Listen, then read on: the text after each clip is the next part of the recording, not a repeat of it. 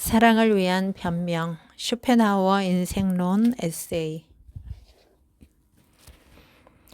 이 글은 1819년 쇼펜하우어가 31살 때 독일 베를린 대학에 제출한 자기 소개서, 요약해 머릿말을 대신한다. 쇼펜하우어의 자기 소개서. 지난 생애에 대한 글을 쓰려고 하니 다른 글을 쓸 때보다 훨씬 더 할 말이 많은 것 같다. 내가 대학에서 배우고 연구하고 탐구한 철학이라는 학문은 우연히 이루어진 것은 아니었다. 내가 철학을 시작한 것은 누구의 권유나 연구를 맡겨서가 아니라 오직 나 스스로의 의지로 선택한 것. 따라서 내가 지금까지 여기까지 걸어온 학문의 길은 즐겁다거나 쉬웠던 그런 일이 아니라 곳곳에 장애물과 함정이 도사리고 있는 험난한 길이었다. 그래서 처음에는 몹시 당황하기도 했었다. 나는 1788년 2월 22일 독일의 단지에서 태어났다. 아버지는 부유한 상인, 폴란드 왕국의 궁정 고문관이었고, 어머니는 여러 문학 작품을 쓴 유명 작가였다. 어머니는 영국에 체류 중 나의 출산을 위해 급히 귀국했다고 한다. 조금만 늦었더라면 나는 영국에서 태어났을지도 모른다. 아버지는 남들이 자신을 궁정 고문관으로 부르는 것을 달갑게 여기지 않았다. 성격이 엄격하고 급했던 분으로 품행이 바르고 정의감이 강해 신의를 중요하게 여겼었다. 아버지께서는 내가 철학을 선택한 것을 썩 마음에 들어하지는 않았다. 아무튼 나는 사업가인 아버지 덕택에 젊어서부터 실용적인 지식과 경험을 쌓게 됐다. 나는 자유로웠다. 여가도 즐길 수 있었다. 내가 천직이라고 믿는 철학자가 되기 위해 필요한 조건을 갖추고 내 목표를 추구하는 데 아무런 장애가 없었다. 또한 나는 청장년기에 접어든 뒤에도 학문에만 정진할 수 있는 환경을 누릴 수 있었다. 내 성격이나 기질로 보아 그것은 아주 바람직한 일이었다. 즉 나는 돈벌이를 하기 위해 쓰지 않아도 되었고 남보다 많은 시간을 철학 연구와 명상으로 보낼 수 있었다. 뿐만 아니라 모든 번거로움에서 벗어나 아무런 방해도 받지 않고 사색하고 글을 쓸 수도 있었다. 그것 또한 아버지의 덕택이었다. 아마 어떤 제왕이라도 내게 그런 혜택을 주지 못했을 것이라는 생각이 들곤 한다. 자유보다 고향을 더 사랑하셨던 아버지. 프러시아 군대가 단지를 점령하기 몇 시간 전에 가족을 이끌고 단지에서 빠져나와 하룻밤을 교회의 별장에서 지낸 다음 함부르크로 향했다. 그 바람에 우리 집은 막대한 재산을 포기해야만 했다. 그 당시 내 나이 겨우 5살. 그 아버지는 함부르크에 살면서도 끝내 시민권을 얻지 않고 외국인에 관한 법률에 의해 보호시민으로 살았다. 나에게는 여동생이 하나 있었다. 아버지는 나를 사업가로 키우는 한편 고귀한 인품을 지닌 인간으로 만들려고 힘썼다. 우선 아버지는 내가 프랑스어에 능통해야 한다면서 1797년 영국과 프랑스로 여행을 함께 떠날 때 9살이었던 내게 개인 교수까지 붙여주었다. 파리를 구경한 뒤 우리는 르브르로 가게 되었다. 아버지는 나를 완전히 프랑스인처럼 만들려고 르브르의 친구 집에 나를 맡겼다. 아버지의 친구는 착하고 어진 분으로 나를 마치 친아들처럼 생각해 주었고 같은 또래의 아들과 함께 나를 정성껏 가르쳤다. 우리 둘은 개인 교사로부터 여러 가지 지식과 교양, 프랑스어 이외 라틴어의 기초도 배웠다. 덕분에 나는 라틴어도 생소하게 들리지 않게끔 되었다. 센 강가의 바다를 낀 이 아름다운 도시에서 보낸 유년은 무척 행복한 시절이었다. 그곳에서 2년 동안 머문 뒤 난 혼자 배를 타고 함부르크로 돌아왔다. 아버지는 내가 프랑스 사람 못지않게 프랑스어를 잘하자 무척 좋아했다. 그 대신 나는 독일어를 거의 잊고 있었다. 함부르크에서 나는 명문 집안의 자제들에 관한 교육 지침서를 낸 룽게 박사가 교장으로 있는 한 사립학교에 입학했다. 나는 교양인에게 필요한 모든 과목을 철저히 배웠다. 그 학교에서는 라틴어를 일주일에 1시간씩 가르쳤는데 그나마 형식적이어서 별로 도움이 되지 못했다. 그 학교에서 4년 학업을 마치면서 나는 일생을 학자로 살겠다는 결심을 했다. 철학 연구에 대한 깊은 열망에 사로잡혀 있었기 때문.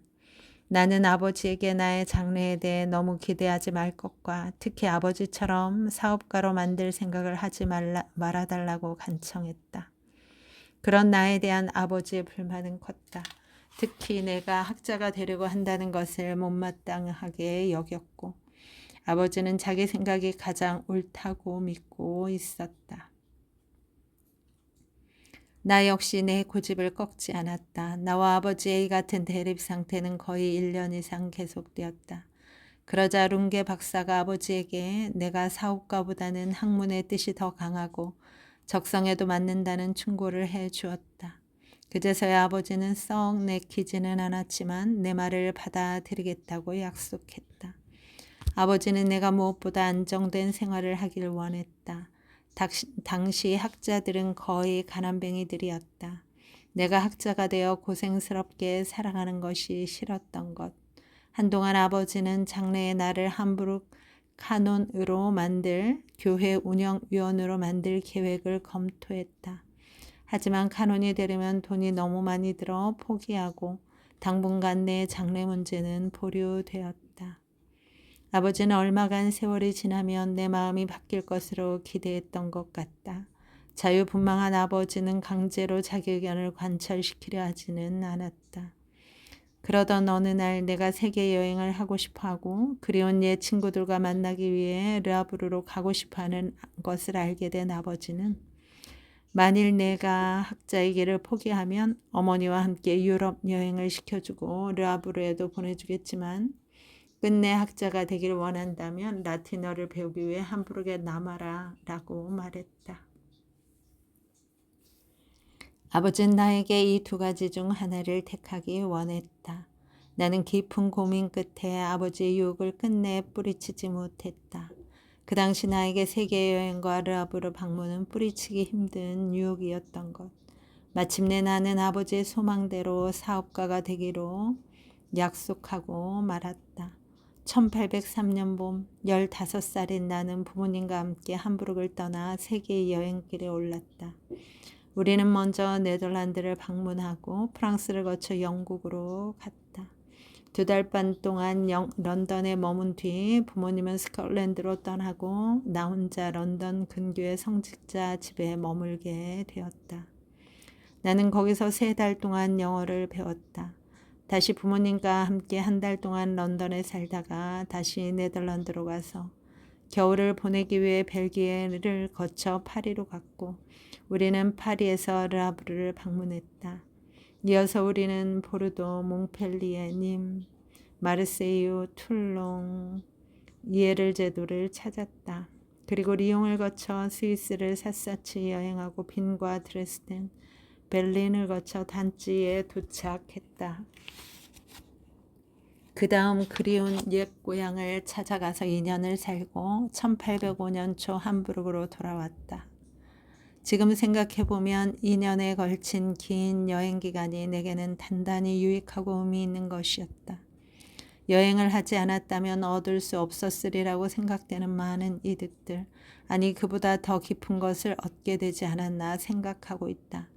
나는 호기심이 많은 청년 시절 인간의 영혼에 대한 깊은 관심을 기울였고 다른 모든 사물에 대해서도 깊은 관심을 가졌다. 나는 그런 것들에 대한 깊은 통찰력을 갖기를 원했다. 따라서 세상 사물의 모습이나 변화에 관한 여러 이론들을 배웠다. 그 때문에 나는 그 뒤 사물들에 관한 한 잘못된 인식에 빠지는 그런 위험을 피할 수 있었다. 긴 여행이 끝난 뒤 함부르크에서 나는 아버지와의 약속대로 사업을 배워야 했다. 난 함부르크시의 운영위원으로 있던 어떤 사업가의 견습생 노릇을 해야 했다. 때문에 사업을 배우는 데에는 등한히 하고 남의 눈을 피해서 책을 읽거나 사색과 공상에 빠지는 일이 많았다. 마침 그 유명한 천문학자이자 인갈의 두개골에 관한 학문의 창시자인 가르가 함부르크를 방문하게 되었다. 나는 그의 강연을 들으려고 날마다 몰래 사업장을 빠져나갔다. 그리고 시간이 지날수록 나는 잘못된 길을 가고 있다는 절망감에 빠졌다. 그런 인식은 내게 큰 고통이었다. 아버지가 돌아가신 것은 바로 그 무렵이었다. 나는 크나큰 충격에서 오랫동안 헤어나지 못하고 우울증 증세까지 보였다. 아버지를 잃은 뒤에도 나는 곧 진로를 바꾸지 못했다. 아버지의 뜻을 배반하는 일이 내 양심을 무척 괴롭혔기 때문. 게다가 학문을 위해 다시 고전어학을 공부할 시기도 지나 나는 견습일을 계속만 하고 있었다. 하지만 그때 새로운 운명이 나를 이끌고 있다고는 꿈에도 상상하지 못했다. 나는 거의 2년여 동안 시간만 낭비하고 있었고 견습 생활이 거의 끝날 무렵 나는 바이마르에 사시는 어머니에게 편지를 썼다. 편지는 당연히 최근 심경을 토로하는 내용. 나는 삶의 목적을 잃고 헛된 세월을 보내고 있으며 이젠 나이도 들어 다른 일을 시작할 수도 없게 되었다는 하소연이 전부였다. 그때 어머니의 친구이며 저명 인사인 페르노프가 내 편지를 읽고 답장을 보내었다. 너가 지금까지 보낸 세월은 헛된 것이 아니며 나이 들어 학문을 시작한 유명한 학자들을 예로 들면서 지금부터라도 고전어학을 공부하라는 충고였다. 나는 그 편지를 받고 너무 감격하여 눈물을 흘려야 했다. 깊은 회한과 갈등에 사로잡혀 있던 나를 새삼 일깨워준 계기가 되었다. 나는 곧 견습 과정을 그만두고 바이마르로 떠났다. 그때가 1807년 내 나이 19살이 되던 해였다.